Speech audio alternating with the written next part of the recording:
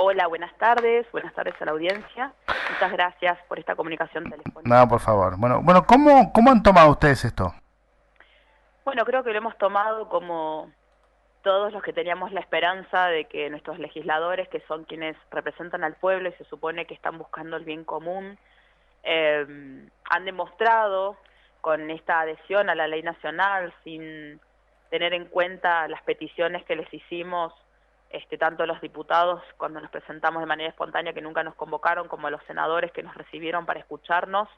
Es más de lo mismo. Ujú. Realmente estamos bastante, ¿cómo decirlo?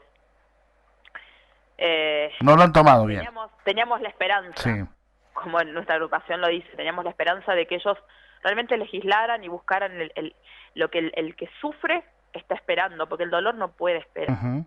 Y esta ley nacional plantea justamente todo lo contrario. Y teníamos la esperanza que en San Luis, que es una provincia que siempre se ha caracterizado por ser bastante vanguardista y por tener en cuenta las minorías, y que los pacientes medicinales de cannabis y los usuarios no son ninguna minoría tampoco, Ujú. que no se hagan visibles no significa de que no estén. Eh, y realmente defraudación creo que es lo que sentimos. Esa es la palabra que recién no hallaba para poder expresar lo que sentíamos. Lucy, ¿qué le falta a la ley para que sea útil para ustedes? Bien, primero y principal que esta ley nacional es un no encubierto, ¿no? Porque eh, no contempla a las más de 45 patologías que pueden ser tratadas con el cannabis, sino que hace mención de la epilepsia refractaria. Esta ley nacional que se adhirió San Luis plantea de que para poder tener acceso al aceite tenés que comprarlo, es importado a precio dólar y de contado, y que solamente va a poder ayudar y a un porcentaje ínfimo también de los epilépticos, porque el aceite de Charlotte solamente contiene CBD y no sirve para todos. Por lo tanto, el resto de las patologías y de los trastornos y de los síndromes que necesitan del cannabis para poder continuar viviendo y si no, tener una muerte digna, quedan excluidos, teniendo en cuenta que hay personas que han solicitado el acceso al aceite hace más de un año, llenando los papeles y estando dentro de la epilepsia, como plantea esta ley, y todavía nada. Entonces, no contempla muchísimas o casi todas las patologías que pueden ser tratadas con el cannabis. Ujú. Obviamente no contempla la distribución gratuita, que aquí Laboratorios Puntano tiene la infraestructura para poder realizar el aceite y sus derivados para usos medicinales, dicho por la doctora Raquel Peurave, que si la buscan en Google van a ver que ella tiene experiencia hace más de 30 años con el uso del cannabis, que es una médica uruguaya que participó de manera muy activa con la ley de allá, y tampoco contempla el autocultivo. Y esto también está súper bueno poder aclarar por qué el autocultivo, porque se tiene una idea bastante errada que el querer plantar es por una cuestión de querer tener para fumar y no más, no. Existen muchas variedades de plantas, no todas las patologías se tratan con la misma, perdón. Hay patologías que necesitan la rotación de cepas. Lucy, hagamos una cosa, tomá un vasito de agua, nosotros seguís al aire igual, tomá un vasito de agua, sí, porque estás ahogada y no vamos a poder, no vas a poder seguir hablando. Estamos hablando con Lucy Villarroel, vicepresidenta de ACEP, Agrupación Canábica Esperanza de Vida, que bueno, nos dice que está decepcionada justamente por esto, porque en realidad ellos habían planteado un montón de modificaciones que al aprobarse la ley provincial, que finalmente no se hicieron, directamente se aprobó la adhesión a la ley nacional, que hay un montón de cosas que esto no contempla. Lucy, Lo que ¿estás estaba ahí? planteando, sí, sí, es el tema de la rotación de cepas. Ujú. Hay patologías que necesitan ir cambiándolas porque el cuerpo empieza como a acostumbrarse y necesita de otra planta. Amén de que, como hay más de 3.500 variedades de plantas, no todos los usuarios necesitan de la misma, y por eso es que se pide y se clama por el autocultivo. Claro. Lucy, también, bueno, uno si se pone a analizar a grandes rasgos parece una ley a conveniencia de una farmacéutica, ¿no? Porque le deja se ve más como un negocio que por otro lado, digamos, fomentar el autocultivo que implicaría también un mejor aceite, se podría decir, hablando en grandes rasgos y quizás no con el término apropiado. Mira, sucede que no sé, es inevitable que nos venga a la mente el caso de Jujuy. Jujuy adhiere a la ley nacional. ¿Con qué objetivo? Con que se plante cannabis para vendérselo a una multinacional canadiense. Claro. ¿Quién está a cargo de todo esto? El hijo del gobernador. Entonces, ¿qué nos están demostrando? Jujuy, que en realidad hay intereses económicos por parte del poder y de las multinacionales, no de verdad el tema de los usuarios medicinales de Jujuy. Entonces no quisiera yo tener que luego decir de que se adhiere a esta ley nacional para poder hacer algo parecido a lo que está pasando en Jujuy, porque si de verdad como legisladores les interesa buscar y hacer una ley que sirva a los pacientes que necesitan mejorar su calidad de vida, que necesitan detener el dolor, que necesitan tener una muerte digna, que necesitamos el aceite para poder seguir laburando y no ser personas que no sirven para nada por la sociedad más que para ocasionar un gasto, no se hubiesen escuchado. Y realmente mandamos, pero centenares de correos electrónicos a la senadora Leyes, que ella nos pidió, con todos los casos testimoniales. Nunca nos escucharon, o sea, no tuvimos una respuesta de los correos. Ahora, te digo que es raro, yo creo que ni ellos saben lo que aprobaron, porque la semana pasada, cuando hablamos con la senadora Leyes, hablamos de este tema, porque fue la media sanción en senadores, y el concepto que tenía de la ley era otro. Digo, me parece que realmente ni lo han leído. Nosotros fuimos escuchados por la Comisión de Salud, donde estaba la senadora Leyes y otros senadores, en una reunión que duró más de 2 horas, donde les planteamos por qué se necesitaba agregar más patologías que esa ley que se había aprobado en Cámara de Diputados, ley provincial, no contemplaba. Le planteamos por qué la rotación de cepas, le planteamos un montón de cuestiones que comprendieran por qué esta ley nacional no servía. No solamente nosotros desde ASEP, también la Asociación Libre Acción Puntana, ALAPU, también fueron recibidos por ellos. También les dejaron material para que ellos vieran los DVD de la doctora Peuravi y del doctor Mariano Fusero. Se han manifestado, igual que nosotros, intentando explicar las falencias de la ley nacional y que teníamos la esperanza que San Luis nos diera una ley que de verdad nos sirviera a todos.